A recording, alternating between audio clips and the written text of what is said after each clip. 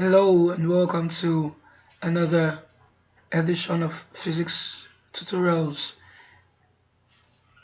In this video, we'll be solving just a question on dimension. And the question says a car is traveling along a horizontal road with speed v measured in meters per second. The power P measured in watts required to overcome external forces opposing the motion is given by the expression P equals CV plus kV cube, where C and K are constants. So P and V have been given to us already as the power and the speed respectively.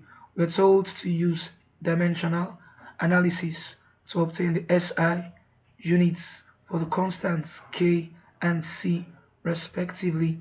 Let us solve that. Alright, solution. Now, this equation given to us, we can assume that the equation is dimensionally correct, and that implies that the dimension of P is the same as that of CV, and also that's the same as that of kV cube. So all the three terms in this equation have the same dimension. That is a condition for an equation to be dimensionally correct. So since we're told to find the dimension of C, it implies that we can find the dimension of P and then equate it to that of CV. What do I mean?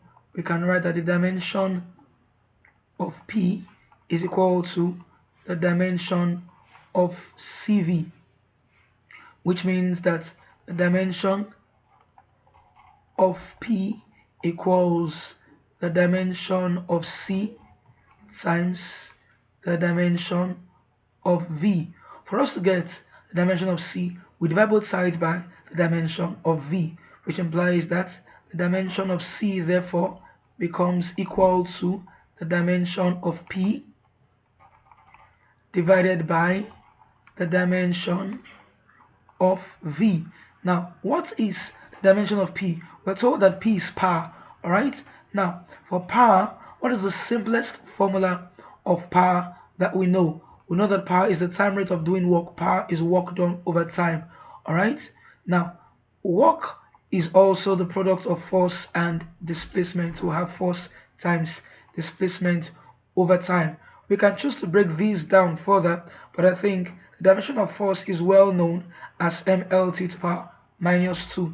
So we can write therefore that the dimension of power is, for force we have mLT to the power minus 2, for displacement it's L, and then for time it's T. So that gives us mL squared T to the power minus 3. So this is dimension of power. Let us put it along with the dimension of velocity V to obtain the dimension of C. So I'll split the screen here and I can write that the dimension of C becomes equal to the dimension of power, which is mL squared T to the power minus 3, divided by the dimension of velocity. Of course, velocity is displacement over time, and so its dimension, I can solve that here to say dimension of velocity is, that stems from the fact that velocity is displacement over time, so its dimension should be L over T. That's LT to the power minus 1. Okay, so let's put this as well in place of V here. So the dimension of T is LT, sorry, the dimension of V rather, that is velocity, is LT to the power minus 1. We put all this together, we'll play with this mathematically. We would have m is still there, and then we have L squared, but here it is dividing L. So L will take out one of the L squares there and we'll have only L left. And then T to the power minus 1 goes up to become T, right? And that is also T to the power 1, which means we have T to the power minus 3 plus 1, which gives us T to the power minus 2.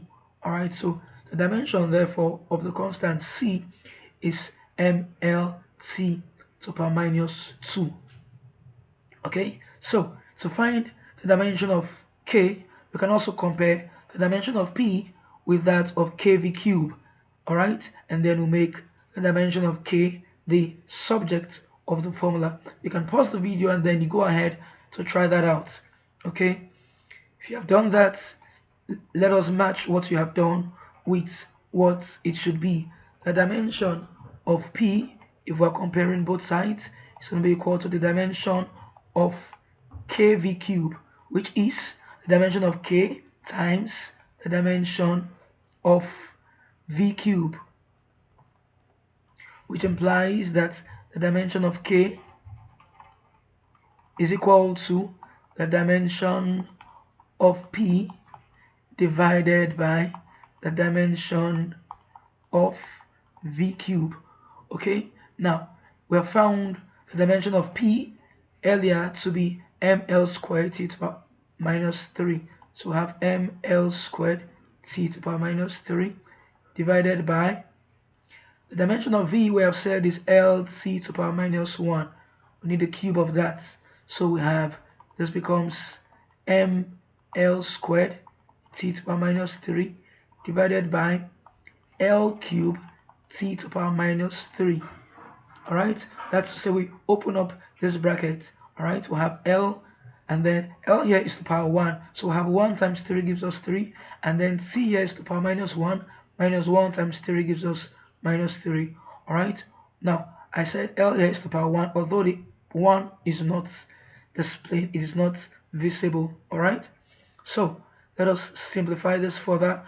Our t cube will take out our t to the power minus 3 takes out t to the power minus 3, and then our l squared will take out 2 of the powers of l here, leaving behind just 1 power of l, which means we have m is still there, and then over l, which means ml to the power minus 1. Alright, so the dimension of the constant c is mlt to the power minus 2, while the dimension of the constant k is ml to the power minus 1. Alright, so we have been able to accomplish what we have set out to do in this video. If you have enjoyed this video, you can share with your friends who are physics enthusiasts. You can like it and also subscribe to this channel for more videos. Thank you for watching.